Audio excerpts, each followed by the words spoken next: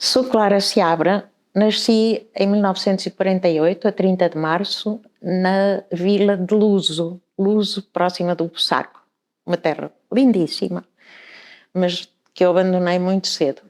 Fui para Coimbra com 5 anos, a acompanhar uma irmã cardíaca que tinha crises frequentes e, portanto, para ela ter alguém mais próxima da idade dela, eu fui com ela e acabei por ficar por Coimbra até à faculdade. Não havia nenhuma tradição política a não ser parentes afastados, Seabras também. E o meu avô tinha uma grande simpatia por algumas ideias que eram talvez demasiado democráticas para o contexto dele, não é? Mas os meus pais não, eram profundamente religiosos. A minha mãe era uma pessoa com um sentido de justiça muito grande. Os meus tios, em casa de quem eu fiquei em Coimbra, muito religiosos também, fizeram aqueles cursos de cristandade e particularmente a minha tia era uma pessoa com alguma tendência para exageros na nossa educação. Nós tínhamos uma educação à inglesa, levantar às 6 da manhã, estivesse frio ou calor, ir estudar para a varanda, com chuva ou com sol, e pronto. Ela era muito rígida, particularmente comigo, não propriamente com a minha irmã, porque era a doentinha, não é? E de vez em quando ia parar ao hospital, e por isso é que nós ficámos em Coimbra, porque em Luso havia um médico da aldeia, de clínica geral, e assim ficámos em Coimbra. Eu fui para a escola aos 6 anos, ainda estive 1 ano em casa, portanto. Não, o elitismo sentiu na escola primária, e foi logo no início, logo no primeiro dia de aulas. A professora chegou, nós tínhamos escolhido o nosso lugar, eu era bem miudita, e ela começou por nos dizer: bom dia meninas, sentem-se. E começou pela primeira da fila a perguntar: como é que tu te chamas, o que é que fazem os teus pais? E quando estava quase a chegar ao meu lado, eu comecei a sentir-me atrapalhada, porque eu não sabia muito bem qual era a profissão do meu pai, porque ele tinha muito jeito para coisas várias, particularmente para maquinaria. Ele consertava tudo lá em casa. E então perguntei à minha colega o que é que fazia o pai dela, e ela disse-me: é cirurgião. Eu perguntei-lhe o que é isso. Cirurgião é uma pessoa que abre a barriga da gente para tirar as doenças de lá e depois cose outra vez e a pessoa fica boa. E eu achei que o meu pai era cirurgião de máquinas, porque também abria as máquinas e fechava e as máquinas ficavam boas. A professora mandou-me ficar para o fim, virou-me para a parede, e fiquei de castigo até ao fim. E começou a dizer que eu tinha vergonha se a minha família era pobre. Mas aqui eu tinha até muito orgulho do meu pai, que fazia coisas lindas, fazia até brinquedos para nós e tudo.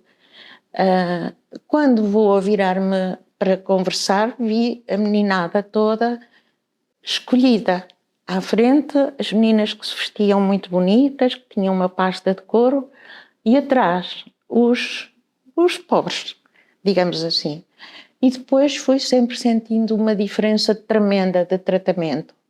Claro que no colégio já não era assim. O colégio não era assim, mas também por uma razão, é que para o colégio iam só as meninas de família, não é? E portanto não havia diferenças entre nós. Mas sem dúvida tenho muito boas recordações do colégio, e talvez aí com a professora de História tenha começado a abrir um pouco os olhos.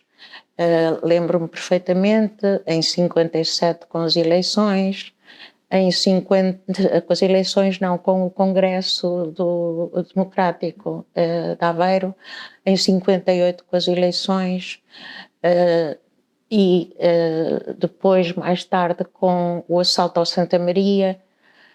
Esse fez-me muita impressão, porque só se dizia criminoso, terrorista, e eu tinha lido Corica, do Henrique Galvão, e achei que uma pessoa que escrevia um livro daqueles não podia ser nem criminoso nem terrorista. Mas essa minha professora de História, Manuela Balsemão Pires, foi-nos dando algumas ideias que me ficaram na cabeça, naturalmente.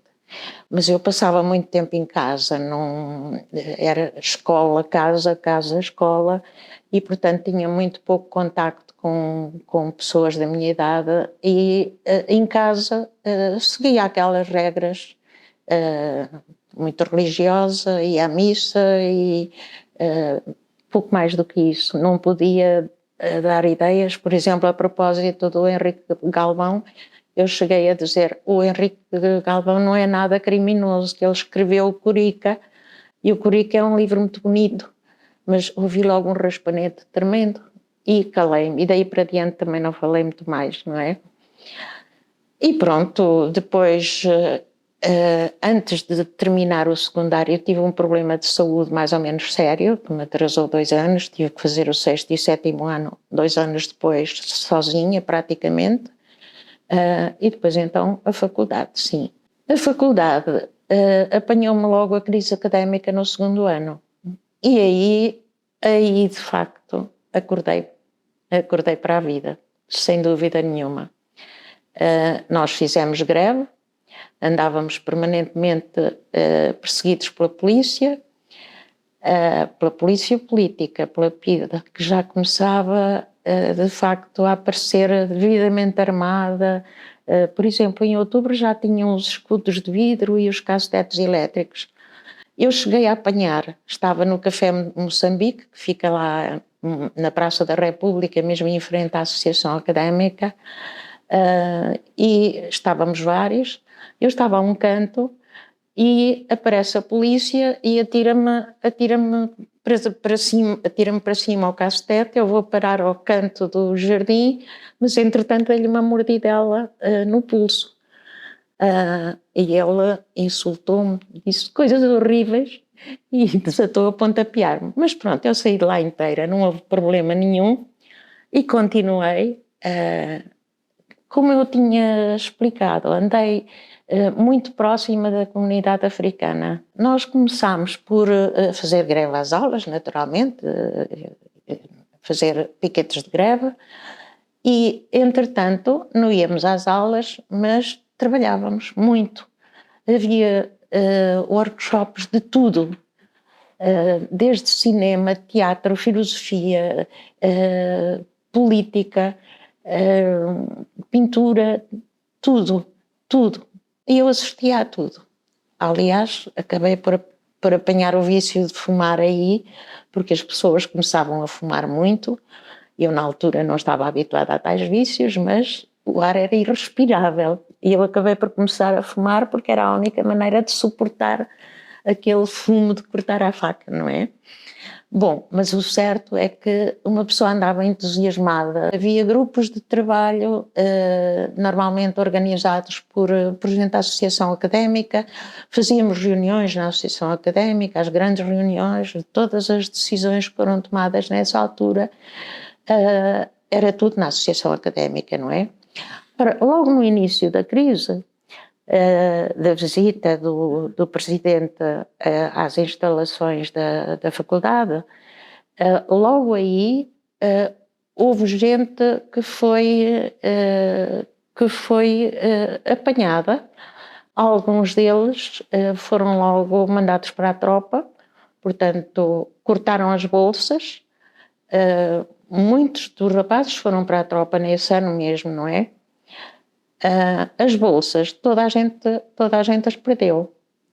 E, inclusivamente, algumas das famílias não estavam disponíveis para pagar estudos a meninos malcriados, não é? Foi o meu caso. De modo que andei uns tempos a viver de uma pequena mesada que o meu pai me mandava e pronto, aprendia coisas, li imenso nesse tempo. Vi filmes, frequentei as sessões de teatro do grupo do CITAC, que era o grupo de teatro da Associação Académica, não é? Dos estudantes de Coimbra. Havia um outro grupo, mas que era formado por gente muito à direita. E que muitas vezes nos provocava, assim como nós os provocávamos a eles, naturalmente, não é?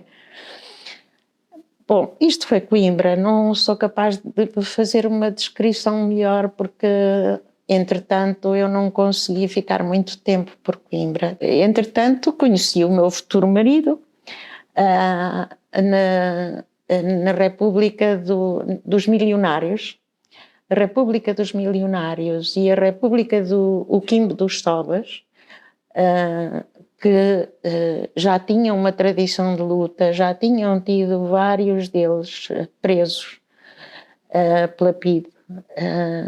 E eu comecei a frequentar a casa e então havia também grupos de estudos, sobretudo sobre a situação da guerra colonial e, de um modo geral, sobre os países africanos. Nós, na altura, já tínhamos conhecimento de uma parte dos textos que tinham sido publicados pela Maspero em Paris, de Amílcar Cabral. Eu não sabia que estava a ouvir textos de Amílcar Cabral. Eles eram-nos lidos numa dessas reuniões e depois havia debates. A mim pediram-me que falasse sobre música, porque eu fiz parte da juventude musical portuguesa, portanto, música erudita, pintura, porque tinha feito História da Arte no curso, pintura e literatura, também porque lia muito. Eu pedia, não me ponham a falar de política, eu posso estudar, mas de política não percebo nada, só percebo do que é justo e do que é injusto.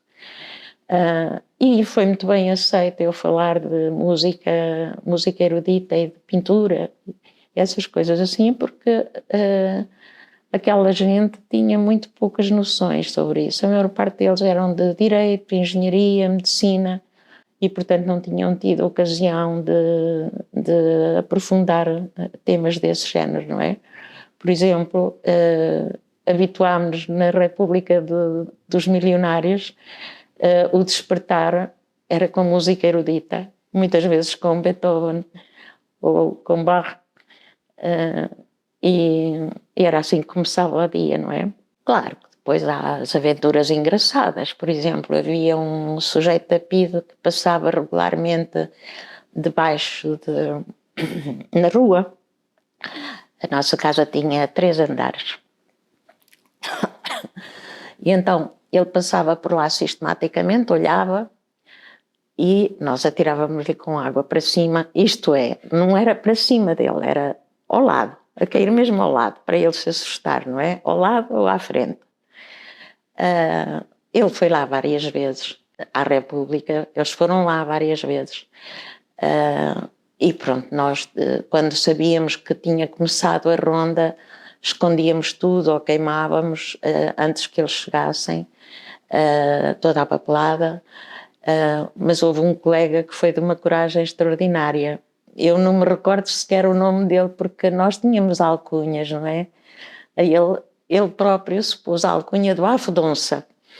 Pois o Bafo de Onça tinha estado na guerra, tinha estado na tropa, aliás, e uma vez apareceu com uma granada em casa.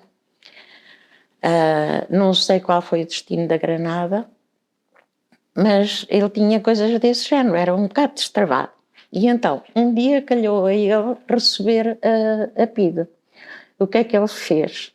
À última da hora não conseguiu esconder uns papéis, então pô-los debaixo do braço, falou amavelmente com a polícia, mostrou a casa toda, ofereceu-lhes vinho e chouriço que ele tinha trazido da terra, qualquer coisa assim. O senhor cumprimentou muito bem, ele com a papelada debaixo do braço, saiu sem qualquer problema, não é? Havia estas situações engraçadas. pronto, Coimbra foi ao mesmo tempo foi medo e foi festa, porque todos nós também acabávamos por estar sinalizados, não é? E pronto, depois foi o grupo africano. O grupo africano, como eu disse, foi uma ocasião para começarmos a formar grupos e dos temas que me tinham sido dados, eu comecei a formar um outro grupo e esse sim já com informação sobre a luta. Era o meu marido, que eu desconhecia que fosse militante do PAIGC, Manuel Delgado, Manuel de Jesus Costa Delgado. A cabo-verdiano tinha à volta dos 20 anos. Ele era de direito, mas também largou os estudos, claro, mas conseguiu um emprego na própria associação académica. Pronto, com um salário muito baixo, mas que dava para subsistir.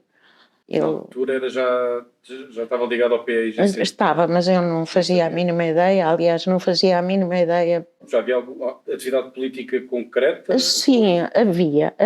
E a Clara participava? Eu participava disso sem saber que era já, que estava integrada no partido, não é? Eu e mais três amigas africanas tínhamos o nosso grupo e pronto, aí começámos a estudar um pouco mais a sério, começámos a discutir, mas entretanto eu tive que vir para Lisboa. Não tinha recursos para continuar a estudar e consegui emprego no Instituto Nacional de Estatística. Fui viver para uma casa de estudantes, não fui para a casa dos meus pais, fiquei numa casa de estudantes nas Avenidas Novas. Era tudo gente ligada ao Partido Comunista Português, aí também continuávamos a reunir-nos. Eu nunca pertencia ao Partido Comunista. Entretanto, o meu marido, que era namorado na altura, acabou por vir para Lisboa também, e aí começámos a reunir-nos com o grupo africano. Na altura, 3 ou 4 casas de estudantes que ficavam em Benfica, íamos escolhendo para fazer as reuniões. Às vezes, um pequeno grupo ia ver uma exposição, íamos até à Gulbenkian e aí falávamos sobre o que nos interessava, para além de ver a exposição com menos atenção do que ela exigiria, não é? Muitas vezes fizemos as nossas reuniões na Gulbenkian. E pronto, então surgiu a tal ideia de alguns de nós, uma vez que não tínhamos bolsa, irmos para Cabo Verde, em vez de ficar a fazer um trabalhinho qualquer que nos ocupava horas imensas. E eu só vim a saber no dia da partida que ia com uma missão específica, não é? É informada a posteriori que... Sim, que pertencia ao PAIGC, que era considerada militante de base, e que a partir daí me estava destinada a uma missão, a mim e a outros camaradas, e iríamos para a praia trabalhar como na educação. E, portanto, aproveitar para reforçar os grupos de mobilização que já viviam aí. E pronto, éramos para aí, na praia ficámos uns 5, era tudo cabo-verdiano, só eu era portuguesa. Era portuguesa, mas já bem conhecida de toda a gente, portanto era a namorada do Manel e portanto fui logo muito bem aceita na altura. E mesmo na escola, normalmente português era o Tuga. Eu nunca fui Tuga. Claro que também tive direito à minha alcunha, não é? Logo nos primeiros dias, porque apanhei com tantas responsabilidades em cima que eu não sabia como orientar o tempo. Ainda não tinha percebido que o tempo na África é mais lento do que na Europa. Então corria sempre de um lado para o outro. E os miúdos da escola primária por onde eu passava puseram-me o nome Jambei. Jambei quer dizer fui. Andava sempre a correr. Mas, como eu contei, a primeira coisa que me perguntaram foi grevista, não foi? Na universidade. O reitor. Foi grevista, não foi? Fui. E ele não adiantou mais nada, eu mais nada adiantei. E depois veio essa questão, dizer, pois tem aqui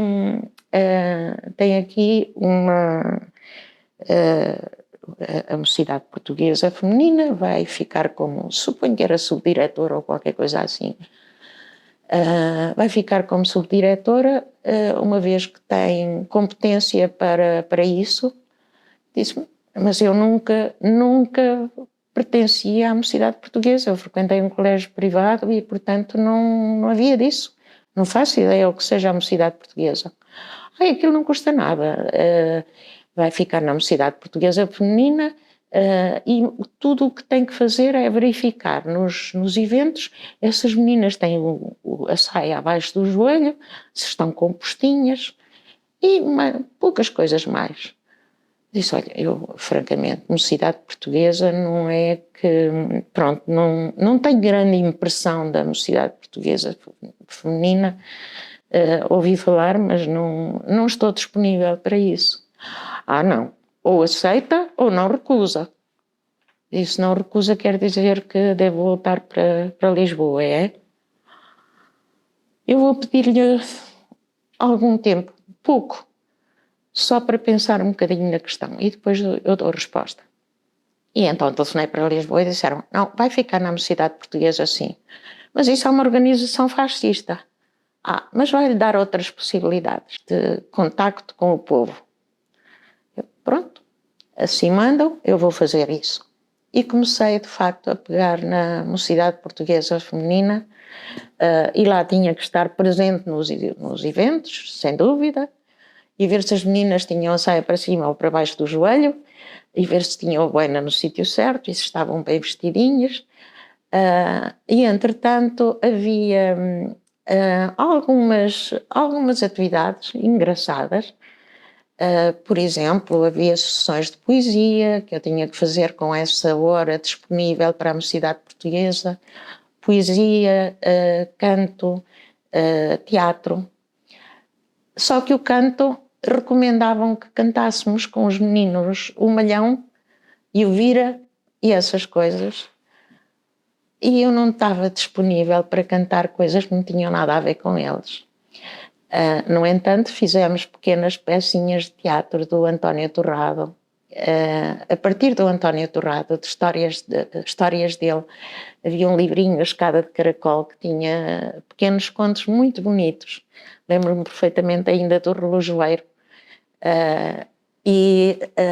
Eles dramatizaram e assim fugiram ao Malhão e ao Vira, não é? Poemas.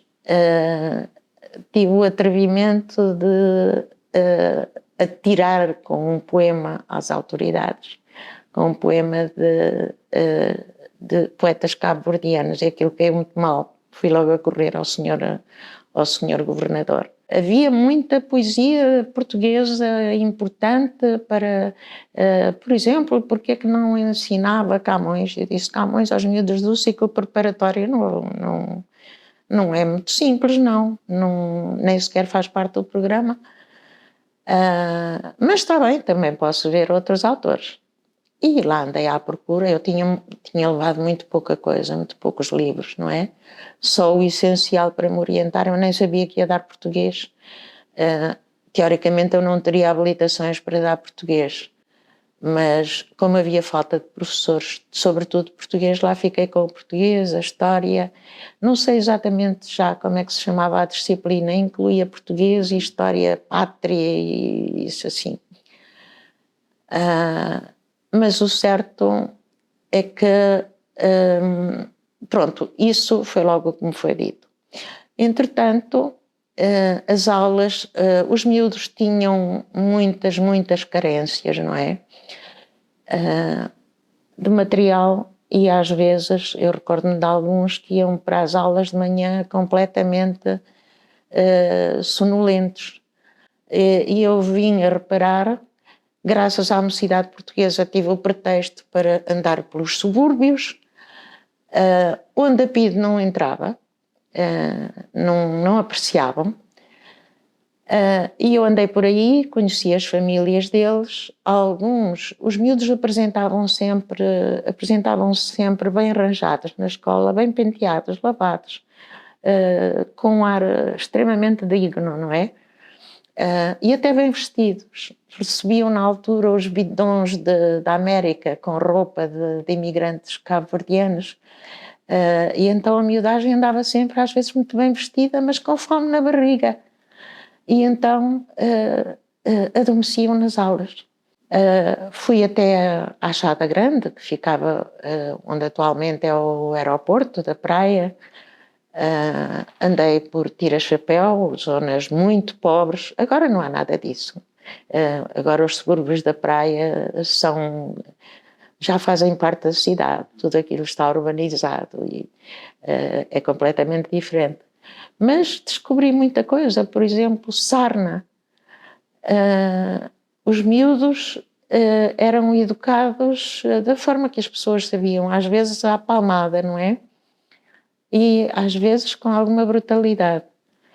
E as feridas infectavam e faziam sarna. Havia muita criançada que nos meios mais pobres era mal cuidada, não é? Mas depois ia para a escola e ia bem arranjada. Isso é que era espantoso. Havia alguns casos de tuberculose. Dei conta de uma família de 8 filhos. A mãe estava tuberculosa, deitada numa esteira apodrecida, e conseguimos arranjar dinheiro para lhe comprar um colchão, porque os miúdos que tinham mais posses iam-se interessando por as coisas que eu fazia. Claro que eu não levava os miúdos para os subúrbios, isso ia eu sozinha, não é? Nós tínhamos começado, eu peço desculpa de alguma desordem, uma das coisas que fazíamos na Mocidade Portuguesa era fazer enxovais para distribuir no Natal a famílias mais carenciadas, a crianças, sobretudo recém-nascidos, não é? E os miúdos trabalhavam em roupinhas para as crianças, traziam géneros de casa, aqueles que podiam, e então fizemos essa distribuição a famílias sinalizadas pelo Hospital da Praia, e a partir daí acho que foi muito mais fácil ir contactando as pessoas e vendo a situação de cada família. E dos alunos, naturalmente, porque o pretexto eram eles, não propriamente a família. E começámos a conversar, naturalmente. Comecei a mobilização onde eu senti que não havia perigo e que as pessoas aceitavam. E, de um modo geral, fiquei muito espantada porque o branco não tinha propriamente facilidade de entrar nessas zonas. Eu entrava. Entrei sempre, sem problema nenhum. Na Chada Grande, um desses subúrbios, chegaram a oferecer-me um cabrito. O cabrito andou atrás de mim quando eu andei lá por casa dos meus alunos, das famílias dele. O cabrito começou a andar atrás de mim e a páginas tantas, a mãe de um dos miúdos disse-me: nós queremos oferecer-lhe o cabrito, que é para agradecer a maneira como trata os filhos. E eu fiquei muito atrapalhada, eu disse, mas eu vivo numa pensão, eu não tenho onde meter o cabrito, não posso metê-lo debaixo da cama. Ai, mas tenho que levar o cabrito. Então vamos fazer assim, eu deixo aqui o cabrito e venho cá visitá-lo de vez em quando, sempre que eu puder, ao fim de semana, eu venho visitar o cabrito e trago qualquer coisa especial para ele, e depois, quando for para Lisboa, se eu puder levar o cabrito, eu levo. E ficou assim. Mas, de facto, consegui essa coisa boa. Entrar um bocado em toda a parte. Com os miúdos, cheguei a fazer algumas entrevistas a gente que tinha estado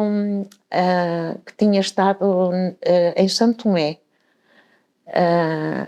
E aí é que foi complicado porque as pessoas tinham algum receio de explicar a situação em que viveram em São Tomé, muito próxima da escravatura, não é? Os cabo-verdianos que eram levados compelidamente Exatamente, para as compulsivamente para São Tomé e que lá acabavam nas roças, a trabalhar nas roças do café e do cacau. E os miúdos foram-se apercebendo dessas coisas, não é? De que de facto não se vivia muito bem em Cabo Verde, que havia muita dificuldade. Havia muitos, a gente da praia, os filhos dos funcionários, eles próprios começaram a perceber-se disso. Diziam que tinha sido muito duro, que juntar dinheiro para voltar para casa tinha sido muito difícil, mas não abriam a boca com grandes confissões. Tinham receio. Isto ainda foi em 73, não foi em 74, mas mesmo depois de 74, voltei a falar com algumas pessoas e elas evitavam. Ainda havia muita confusão na cabeça deles. Portanto, falar do que viveram em São Tomé era perigoso, não é? E a fazer um trabalho político, mobilizar jovens para a luta anticolonial, para aderirem ao PAIGC? Para aderirem e aos informando, sobretudo. E essa aula que suponho ser de educação física dava pano para mangas, porque não havia programa, quem escolhia o programa era eu.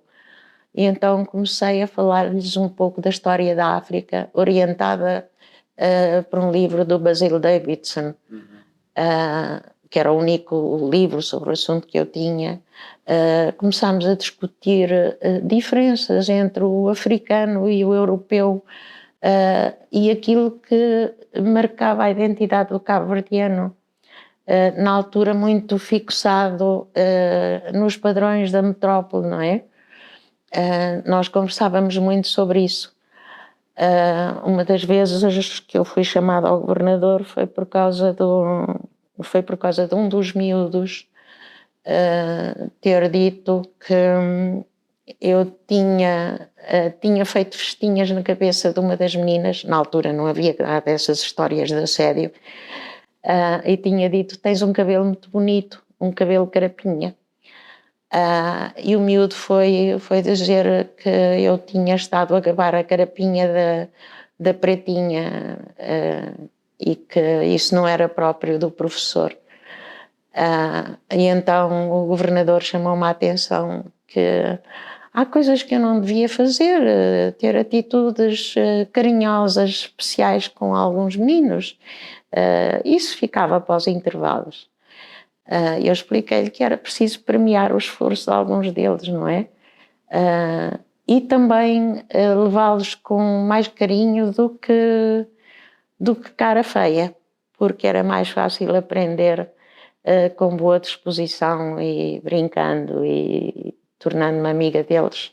Não era por isso que me faltavam ao respeito. Na altura não era mesmo.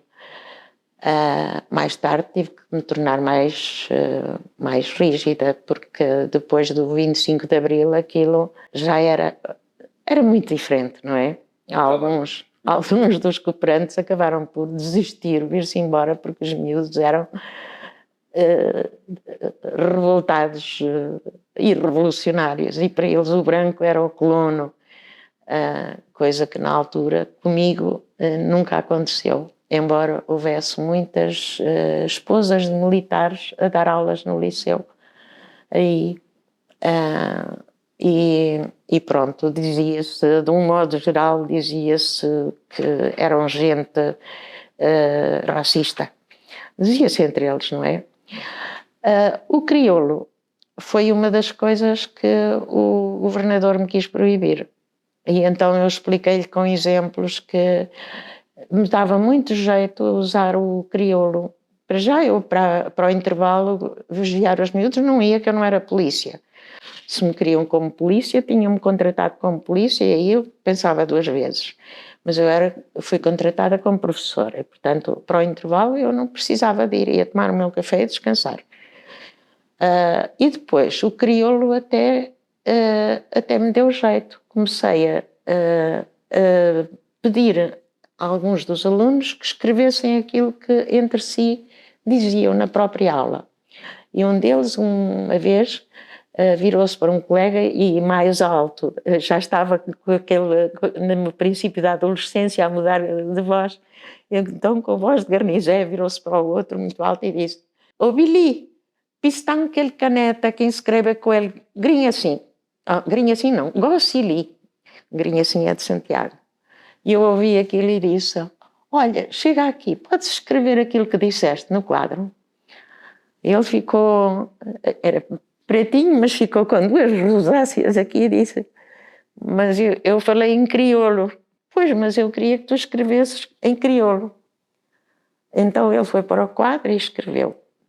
E eu aproveitei aquela frase e disse: "Olha, em crioulo vocês dizem: empresta-me a caneta que eu escrevi com ela ainda agora." Em português, em vez de dizer a caneta que eu escrevi com ela, tu vais dizer: empresta-me a caneta com a qual eu escrevi ainda agora, ou com que eu escrevi ainda agora. E então acabei por dar esse exemplo ao senhor governador, que continuou na sua. Eu disse-lhe: "Pois, é que repare, estudar comparativamente a estrutura do português e do crioulo é mais fácil para eles, porque a língua materna deles é o crioulo. E, portanto, eles ainda são miúdos, é mais fácil assim. Aprendem português melhor se perceberem as diferenças." Por exemplo, esta frase, e dei-lhe a frase como eu tinha escrito no quadro.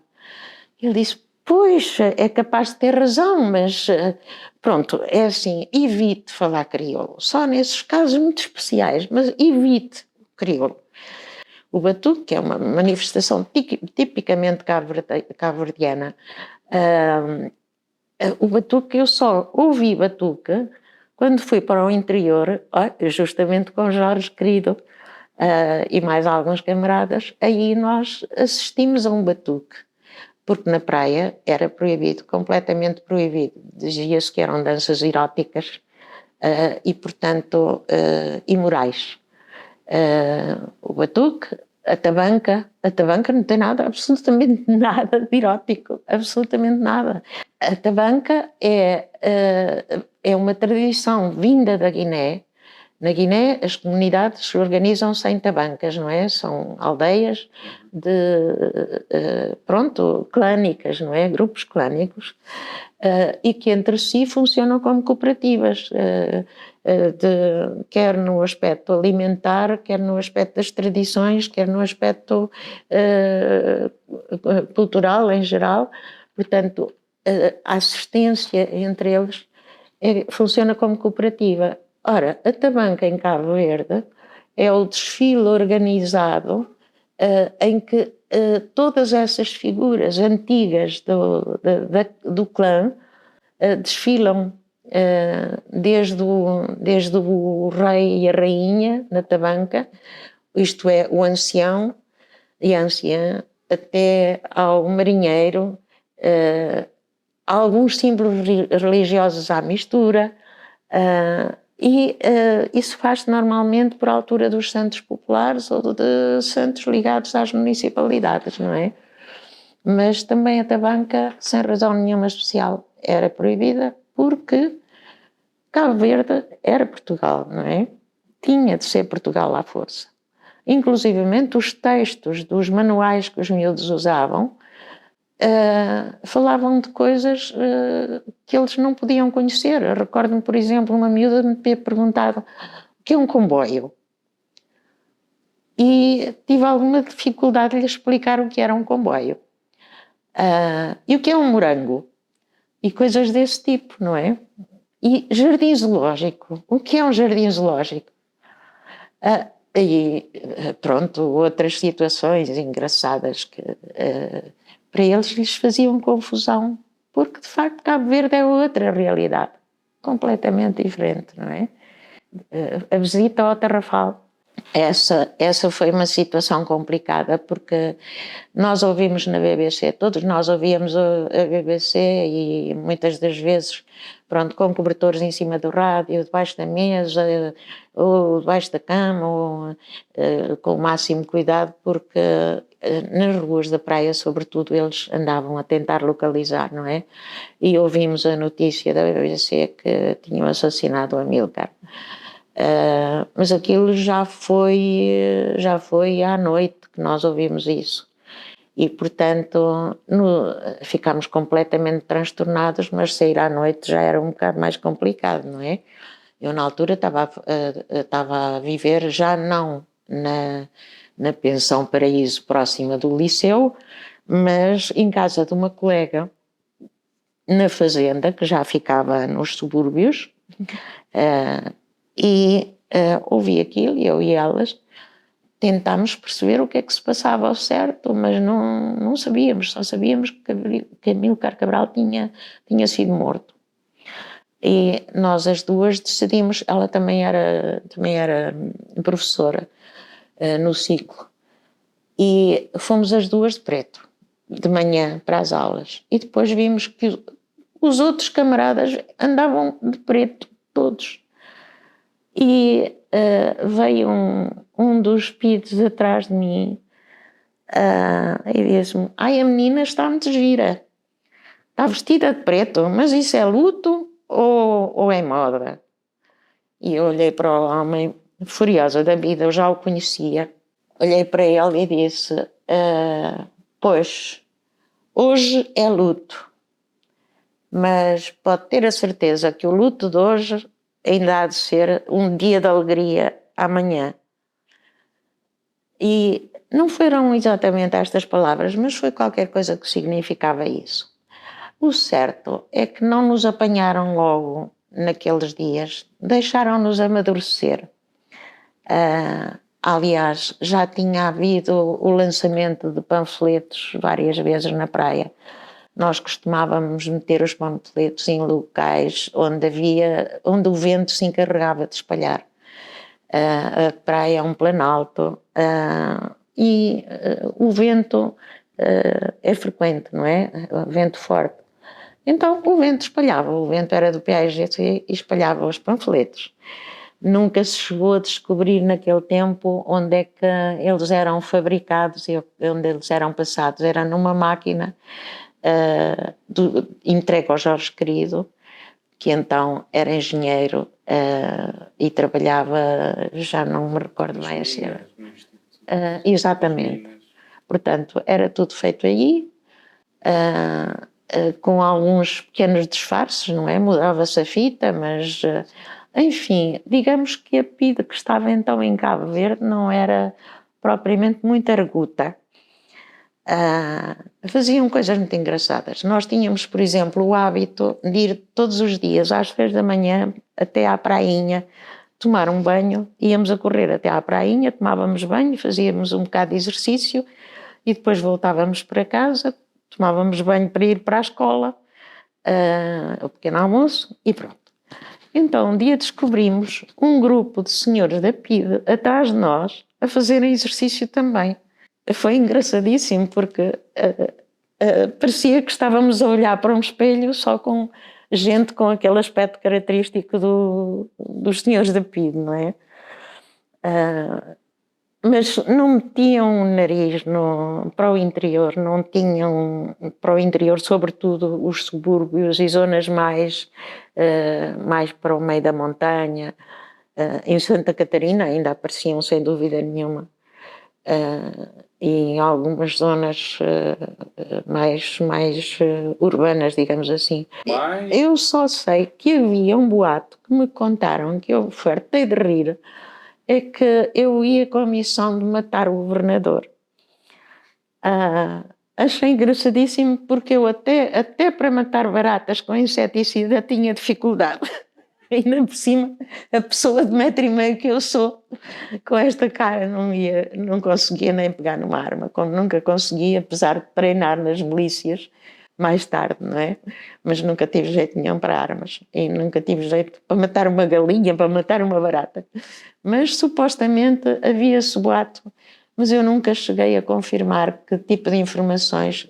Eu sei que os olhos andaram sempre em cima de mim e dos meus colegas que foram para Cabo Verde e que me perguntaram logo se eu era grevista.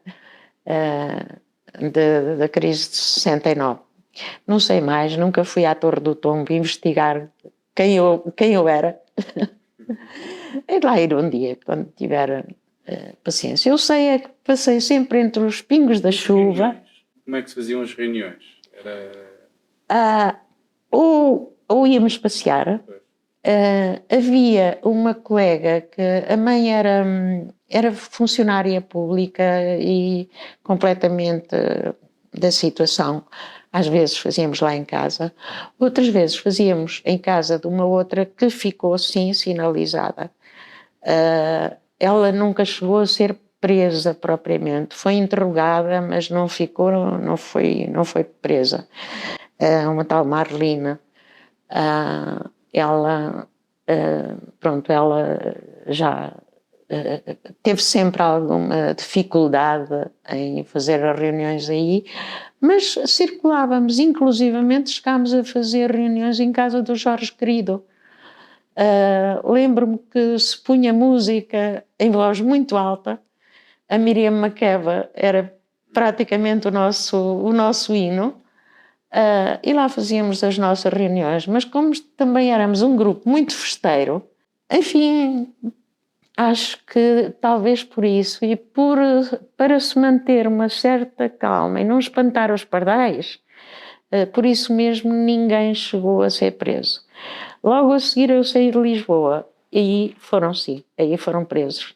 E eu, para aí um ou 2 dias depois de chegar a Lisboa, soube que tinham sido presos uns quantos, não é?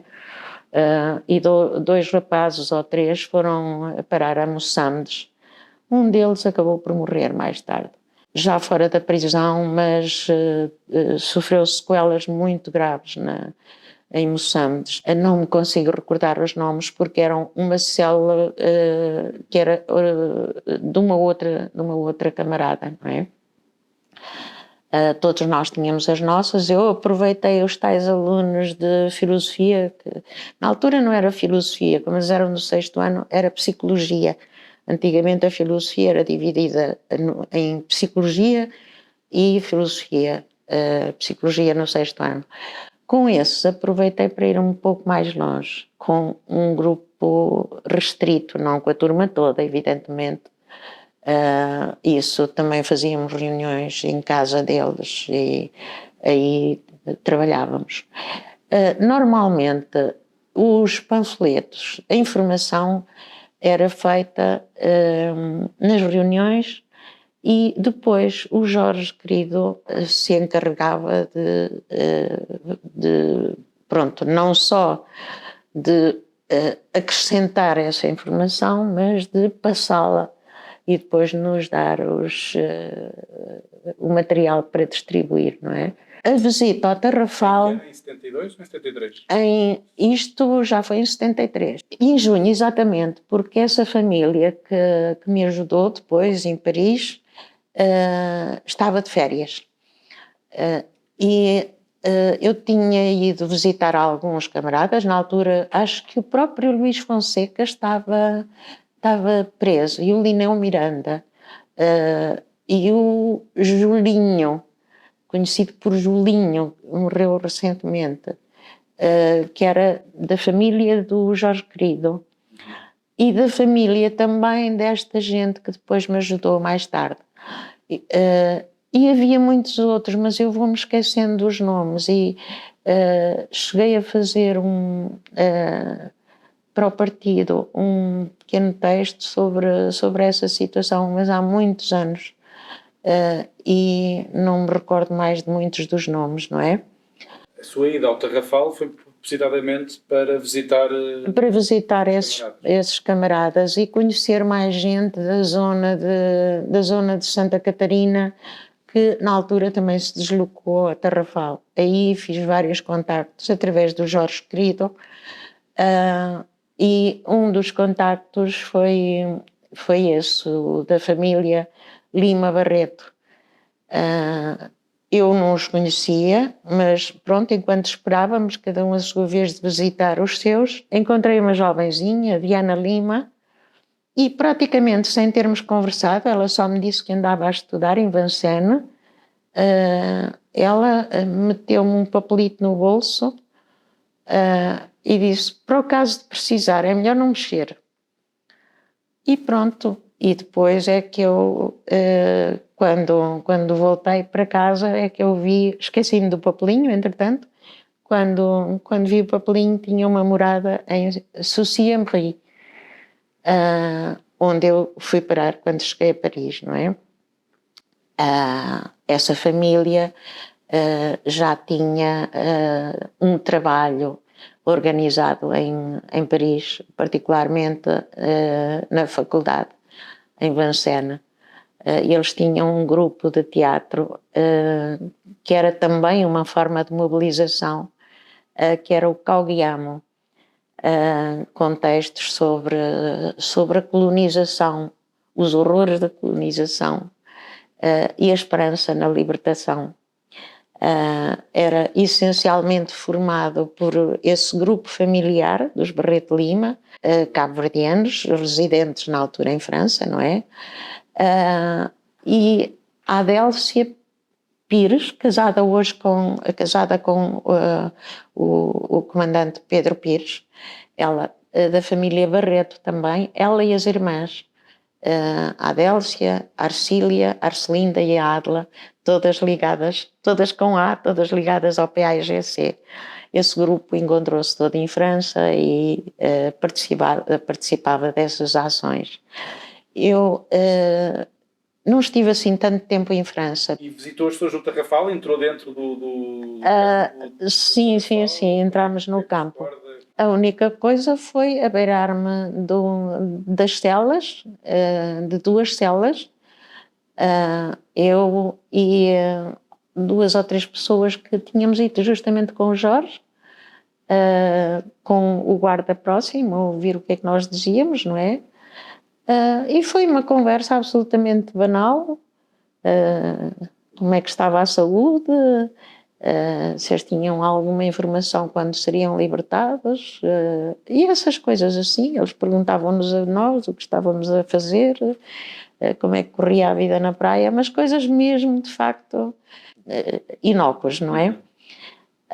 E pronto, a visita durou pouco, foi mais aquele momento de estar com eles. Eu recordo que estive particularmente junto da cela desse tal Julinho.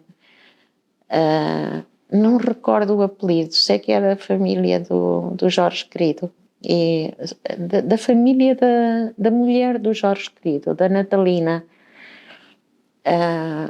Era irmão dela. Regresso a Lisboa a 1 de agosto. Por alguma razão? Porque o ano escolar tinha terminado e não era suposto eu ficar em Cabo Verde, porque já tínhamos pensado em sair do país, não é?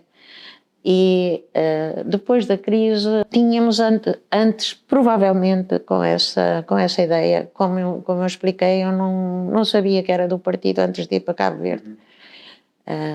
E então já tínhamos pensado que um ano depois iríamos para fora, porque era óbvio que ele ia para a tropa, que ele na tropa estava sujeito a ir para qualquer das colónias, não é? E estava destinado a ir para Angola.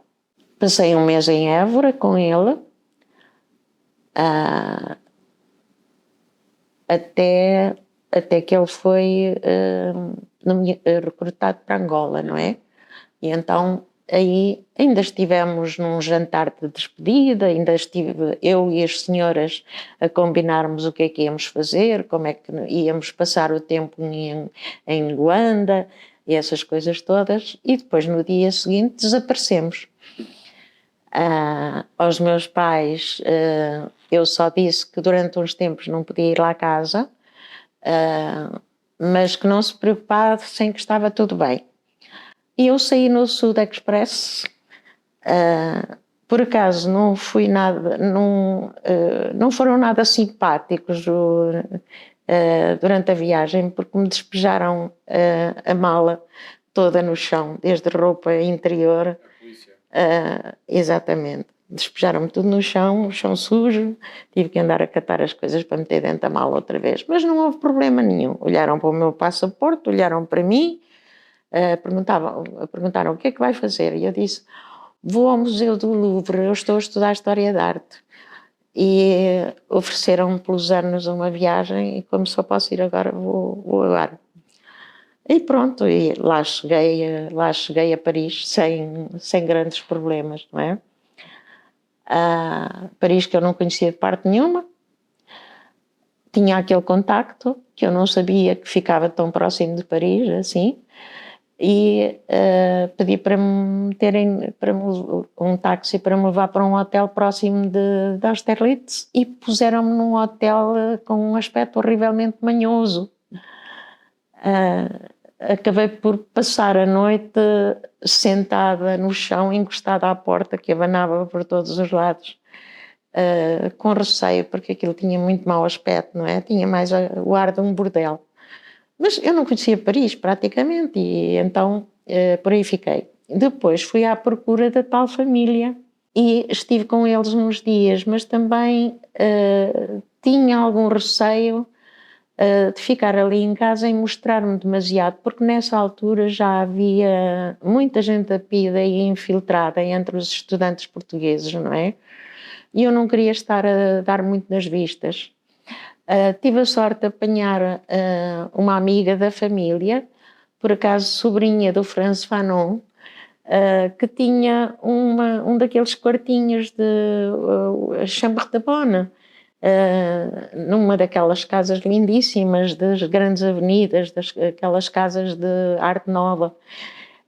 E então apanhei um quartinho lá em cima, e aí fiquei trancada, desci à noite, como o lobo quando visita o galinheiro, para buscar qualquer coisa que se comesse.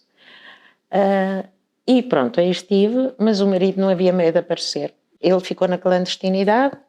Entretanto, em princípio, ele saía através do PCP, que organizava as saídas, não é? Mas ele nunca mais aparecia, e então decidiu-se que eu tinha que ir para baixo. Fui de Paris, fui para a Holanda. Ainda me perguntaram na Holanda se eu queria voltar para Lisboa, e eu disse, Deus me livre, medrosa como eu sou, ir para Lisboa não dá jeito nenhum, não faço ideia onde é que para o Manel, eu não quero ir para Lisboa. Pronto, tudo bem. Também não era propriamente conveniente nesta altura do campeonato. E pronto, mandaram-me para Conakry. Na Holanda, com muita frequência, apareciam dirigentes do partido, não é? E eu segui para Conakry, para 2 meses na Holanda. Mais ou menos 1 mês em Paris, 2 meses na Holanda, e depois fui Só à espera. à espera.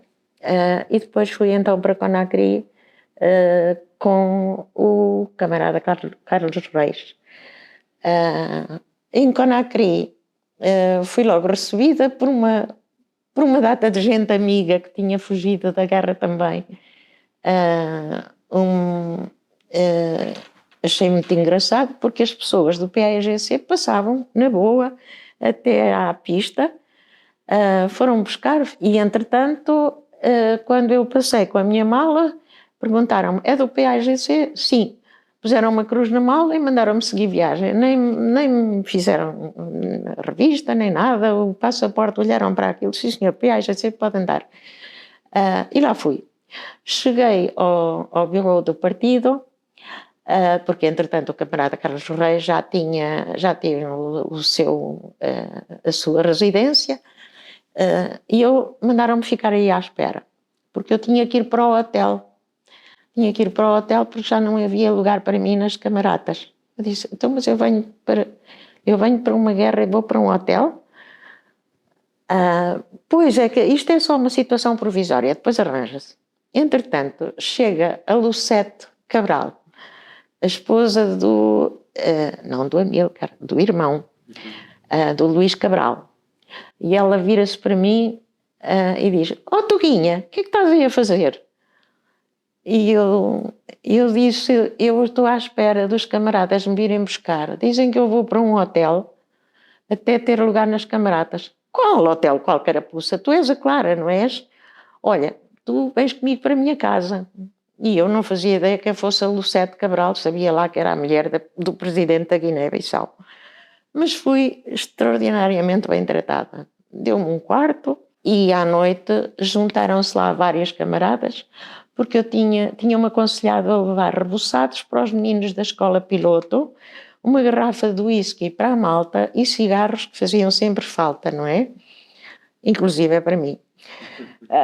E então, à noite, apareceu o Abílio Duarte, apareceu o Zé Araújo e toda aquela gente importante, e eu olhei para mim e pensei, oh meu Deus, mas eu estou aqui só no meio de gente importante, como é que eu me vou comportar aqui? E fiquei a saber também que estava em casa do presidente e que ia ficar em casa do presidente. Eu, a princípio, muito tímida, mas a páginas tantas não fazia sentido nenhum a timidez, porque me tratavam de uma forma... Pronto, éramos camaradas.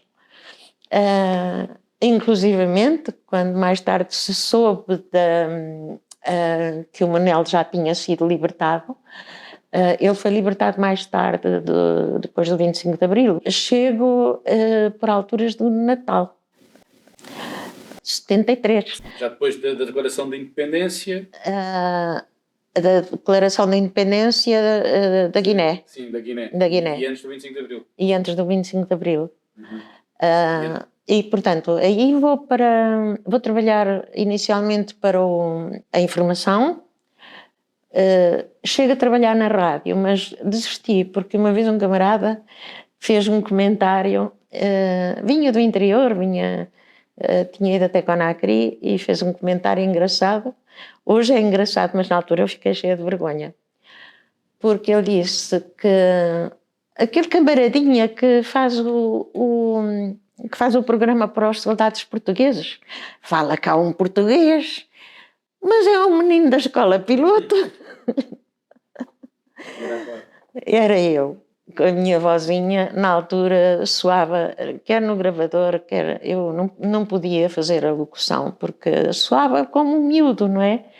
E logo para soldados portugueses e para os programas em português não dava jeito nenhum. Esse programa era para sensibilizar os soldados portugueses para os soldados que estavam na frente de combate, não é? Consciencializá-los de que aquela era uma guerra injusta, que eles próprios estavam a sofrer, que essas coisas assim, não é? A rádio tinha emissões em várias línguas. Na Guiné há várias línguas, não é? Assim como há várias etnias. E, portanto, desde o português e o crioulo até Balanta, Wolof e outras do género, havia línguas para as várias comunidades, programas em línguas diferentes para essas comunidades.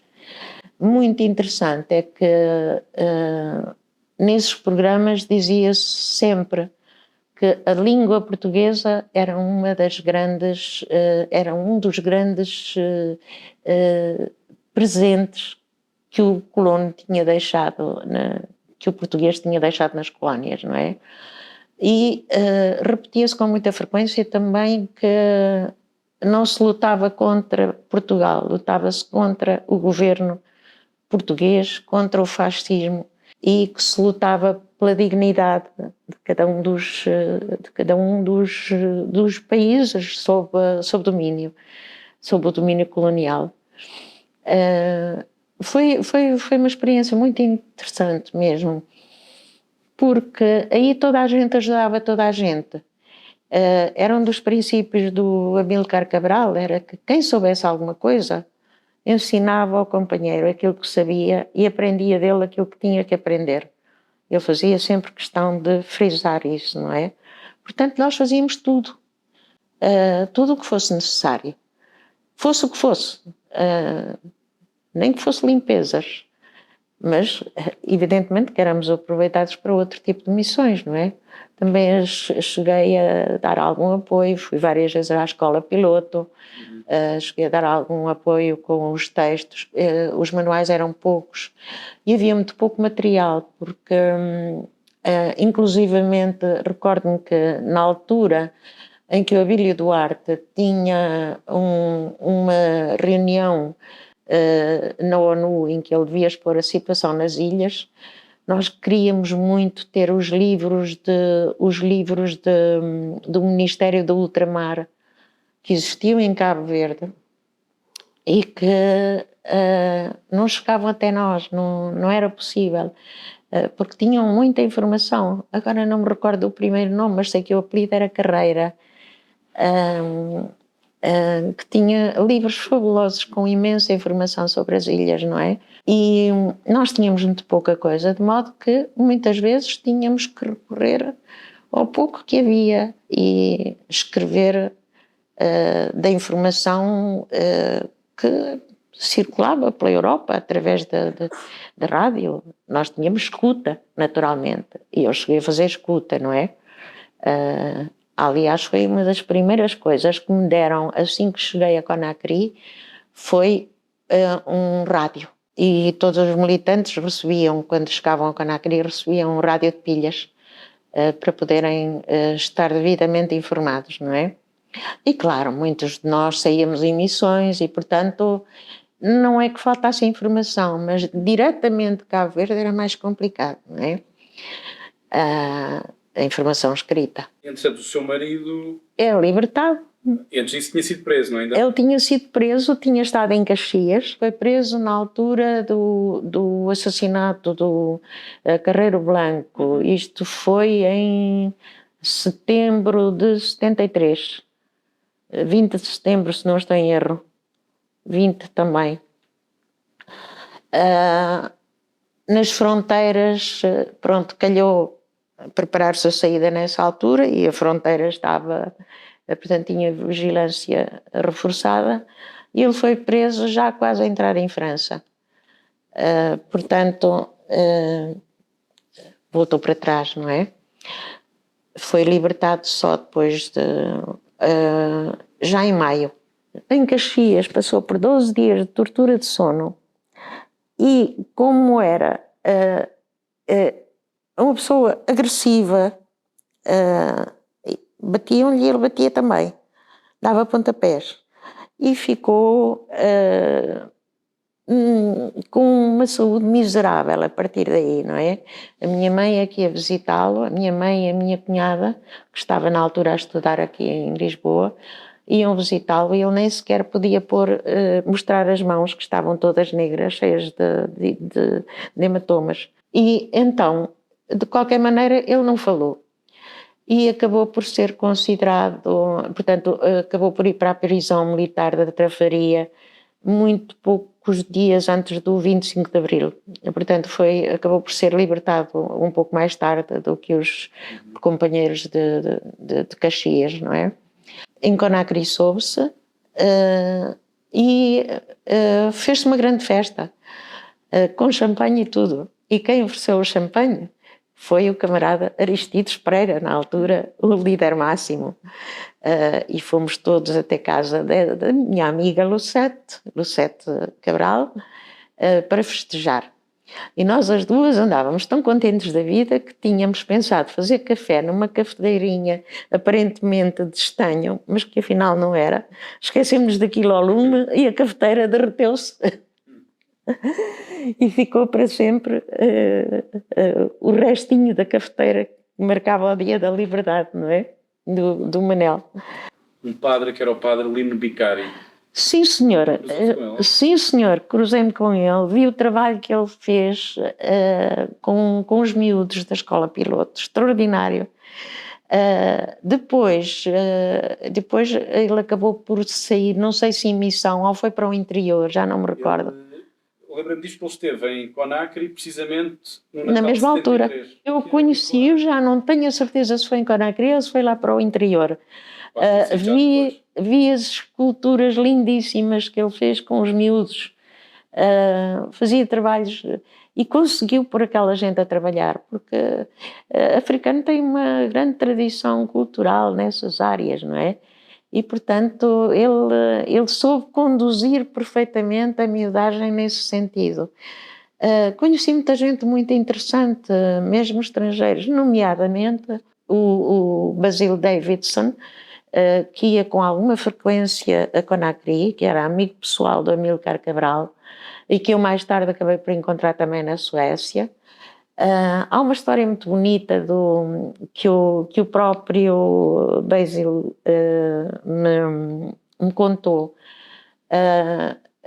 eu não conhecia o Amílcar Cabral, claro, porque já cheguei em 73, e então ele costumava respeitar muito os hábitos das suas visitas. E o Basílio tinha o hábito, às 5 horas, de tomar o seu whisky. E então ele disse: olha, hoje tens uma surpresa. Além de um whiskyzinho muito especial da tua terra, vou-te mostrar uma coisa muito bonita. E então começaram a andaram para aí uns 200 metros e qual era a surpresa? Era uma rosa no meio de um monturo, uma rosa que tinha nascido espontaneamente aí. Então o Amílcar, que tinha o seu lado de poeta, olhou para o Basil Davidson e disse-lhe: agora estás a ver uma rosa, não é? Daqui por um anito ou dois vais ver um jardim inteiro, cheio de rosas. E o Basil Davidson contava isto com as lágrimas nos olhos. Dizia, ele era um poeta. Só o Amílcar para apreciar uma situação destas, não é? Entretanto, eu sou 25 de Abril. Alegria, o seu marido é libertado. Ele chega à Conakry, eu acho que já nem estava, porque a mim tinham mandado para a Suécia. E ele é logo mandado para o Senegal, para uma reunião dos direitos humanos. Como ele tinha estado prisioneiro, ele tinha que ir prestar testemunho nessa reunião em Dakar. Eu acho que era de uma organização africana, sim.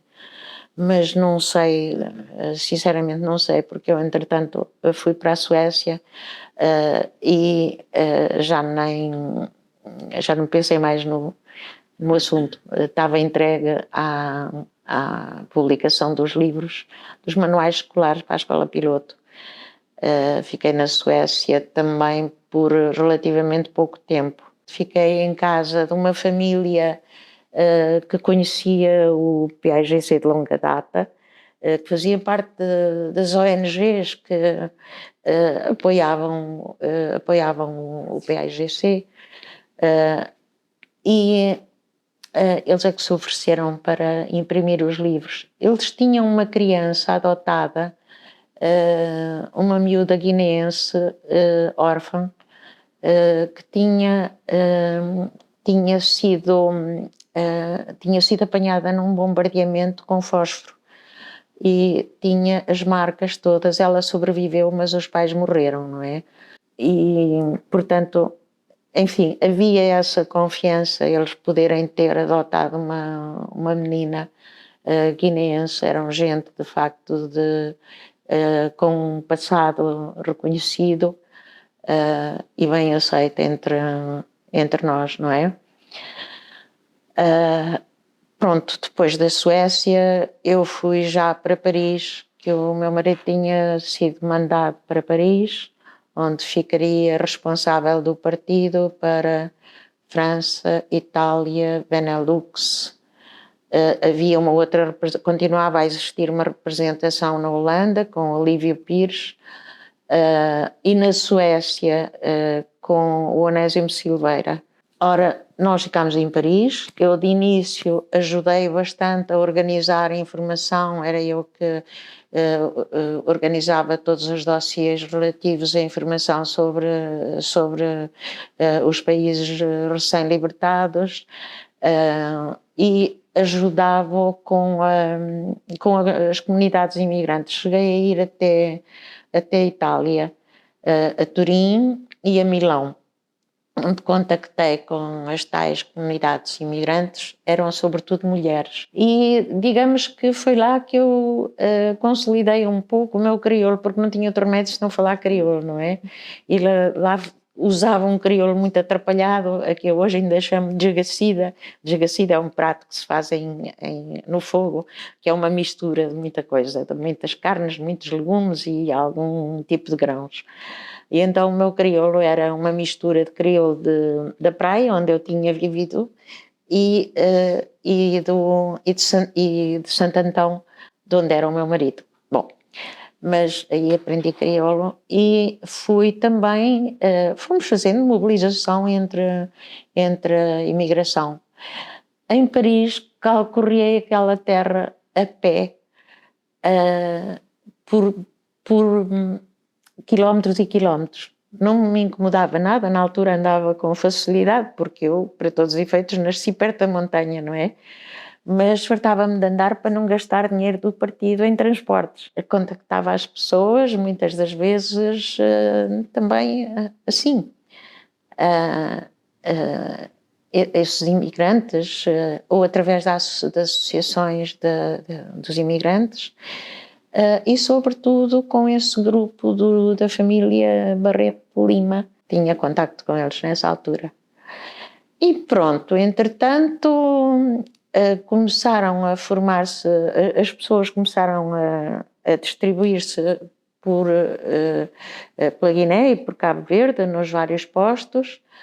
E eu achei que em Paris não tinha grande coisa a fazer, o marido ocupava-se da situação, ele próprio também acabaria por ir parar a Cabo Verde logo que a independência acontecesse. Eu fui para Bissau, fui trabalhar no Comissariado da Educação e aí eu sentia-me mais útil, não é? No Comissariado da Educação, a primeira coisa que o comissário me pediu foi que organizasse o gabinete de estudos. Era uma tarefa dos diabos, porque o gabinete de estudos não tinha para já um sítio onde funcionar. Perguntei-lhe por isso e ele disse, olha, pode ser no antigo armazém da Mocidade Portuguesa Feminina. Isto é perseguição. Ora, no armazém da Mocidade Portuguesa Feminina ainda havia até louça suja metida nos armários. Portanto, a minha primeira missão foi comprar um balde, uma vassoura e detergente para limpar aquilo de cima a baixo. Pedi emprestado a uma funcionária da limpeza, andámos aí as duas, e depois pensei, um gabinete de estudos tem que trabalhar com documentos e com livros, onde é que eu vou buscá-los? Os documentos lá fui conseguindo alguns, mas precisava de livros. Nessa altura estava em Bissau o Mário Pinto Andrade, e ele disse-me, olha, vamos fazer o seguinte, eu tenho que ir a Lisboa, tu vens comigo, e eu vou-te apresentar ao Joãozinho Sá da Costa. E de certeza consegues comprar, trazer livros. E assim foi, vim a Lisboa com o Mário Pinto de Andrade, apanhei um susto tremendo com ele no avião, porque ele teve um problema cardíaco, caiu sobre o meu ombro e eu não sabia o que era. Ele tinha-me dito antes de embarcarmos, olha, eu às vezes passo mal no avião, mas não te aflijas porque passo. Mas apanhei o susto da minha vida, não é? Mas depois, de facto, a coisa passou. Ele apresentou-me ao João Sá da Costa e, por acaso, eu tinha acabado de comprar uma mala, porque eu nem mala tinha, não tinha roupa, não tinha nada, não é? E apareço na Sá da Costa com uma mala na mão. E ele disse, então a Clara vem com uma malita buscar livros que está a pensar que eu lhe vou oferecer, não é? Não se preocupe, não precisa da mala para nada, pode deixar a mala aí porque eu arranjo-lhe caixotes de livros. E arranjou-me caixotes de livros, mandou diretamente para Bissau, para o tal gabinete de estudos, que assim se começou a formar graças a João Sá da Costa. E ao Mário Pinto de Andrade, que me apresentou naturalmente. Eu era uma pessoa muito tímida, atirava-me para as coisas de cabeça sem pensar no assunto, porque se pensasse, eu não fazia era coisa nenhuma, tinha medo de tudo, não é? E depois perguntava, mas eu consegui? Parece que sim. E pronto, andava para a frente. Estive na União Soviética também, mas isso fui lá por doença. Eu tive um problema na Guiné-Bissau que me obrigou a sair lá, já depois do 25 de Abril. Eu assisti à proclamação da independência, fui no avião militar, estava grávida já, porque decidimos que finalmente podíamos ter filhos, já não tínhamos que andar com eles de um lado para o outro, não é? e fui no avião militar, à boleia dos militares portugueses, aos solavancos, até Cabo Verde, mas assisti à festa da independência e recordo-me perfeitamente, eu fiquei lá junto dos camaradas do partido e a páginas tantas lembro-me de ter ouvido o Tolentino, o cursinho Tolentino, um dos nossos camaradas, ter ficado branco, assustadíssimo, quando passou o avião por cima de nós, a fazer um barulho. Ele fez isto e ele disse, eu ia morrendo, achei que era um bombardeamento, senti a mesma impressão, mas eu também me assustei, sinceramente, porque eu quando fui para Conakry, obviamente tinha medo da guerra. E já depois da independência mandaram-me uma vez para Moçambique, isto já no final da minha estada em Cabo Verde, para um congresso também, para uma reunião da Unicef, e na altura ouvia-se os bombardeamentos, no hotel onde nós estávamos ouvia-se os bombardeamentos muito próximos, não é? Aliás, não foi no hotel, foi num pavilhão, inicialmente em Maputo, na zona de Benfica. E então, na altura, ficámos aí uns 2 dias, mas depois mandaram-nos para o Hotel Plana, caríssimo, e nós nem tínhamos despesas para pagar um hotel daqueles. E então, um dia depois de nós termos saído, aquela zona é bombardeada. Mas eu tinha medo, era dos bombardeamentos? Não, meti na cabeça que era trovoada, e eu tenho medo de trovoada. E então diziam-me, olha, são bombardeamentos, estão aqui muito perto, é melhor a gente não ir jantar aí por aí fora, assim à vontade, porque são bombardeamentos. Não é nada, é trovoada, insistia, era trovoada, e lá me convenci que era trovoada, mas não era, claro. Mas era a minha maneira de contornar os meus medos, não é? Isto já foi durante o trabalho da Unicef, que foi uma coisa muito gira também, porque eu fiquei como responsável do programa de educação para a saúde. Em vez de educar os meninos do liceu, ia educar as populações através da rádio e através de reuniões no interior, ia sobretudo pegar no programa alargado de vacinação. Fez coisas muito engraçadas, inclusivamente fiz uma feira da saúde, com a ajuda de uma amiga italiana, da Unicef, naturalmente, porque o Ministério da Saúde trabalhava em parceria com a Unicef para esse tipo de programas, não é? Então, eu e essa amiga italiana fizemos a nossa feira da saúde. Andei a pedir no Porto que me emprestassem e pusessem na praça central os contentores vazios, para podermos fazer as barracas de feira. Andei a pedir às senhoras que eu sabia que costumavam fazer renda e bordar e essas coisas assim, que oferecessem bordados para vender na feira, e a outros que fizessem bolos, e a quem tivesse bonecas ou brinquedos, de um modo geral, mesmo nas lojas e isso assim, e fizemos a barraca da vacinação, naturalmente. Os meninos que já tinham sido vacinados passavam por lá para receberem o cartão e um balão. Também inventámos uma serenata para as famílias com crianças pequeninas ou com mulheres grávidas, e então pedi ajuda do grupo mais tarde conhecidíssimos Tubarões, pois, para comporem a música. Eu fiz os versinhos, e então andámos a cantar por as várias casas em volta da vacinação, da ideia da vacinação.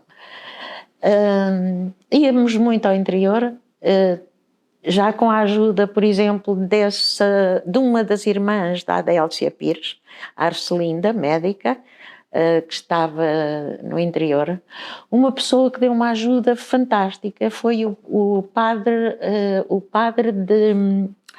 da Cidade Velha, Padre Campos.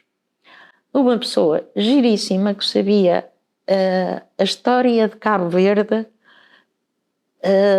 desde o século XVIII. Ele conhecia tudo e ajudou muito. Pronto, para além de me ter dado uma lição de história, me ter dado um riquíssimo almoço, muito bom, ainda prometeu ajudar-me nas homilias e nas várias vezes que ele se deslocava às aldeias, às povoações. E como é que ele ajudava? Ajudava distribuindo algumas coisas essenciais, por exemplo, para a desinfecção das águas, para as doenças diarreicas. Ele próprio distribuía e encarregava-se disso, não é? E como era uma pessoa muito querida no interior, ele conseguia ele próprio ensinar as pessoas como desinfetar as águas, como tratar os bebés, e foi um trabalho muito interessante, porque muita gente apoiava. Quando eu cheguei a Portugal, o meu cunhado, que é médico e que também trabalhou no AMS, mostrou-me os resultados da vacinação. Ele disse: olha, fica vermelha à vontade, treme como tu quiseres, mas Cabo Verde está à frente nos números da vacinação, tem toda a população vacinada. O vosso trabalho foi muito bom.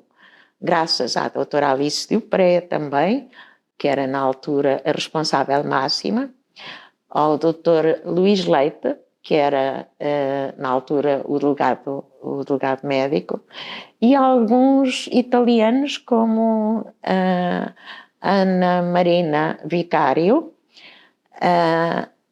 e um outro médico, eu sei o nome dele, era bem meu amigo, mas não me consigo recordar agora, que acabou por ficar bastante tempo em Cabo Verde. Os italianos eram, pronto, era a Unicef que estava aí, não é?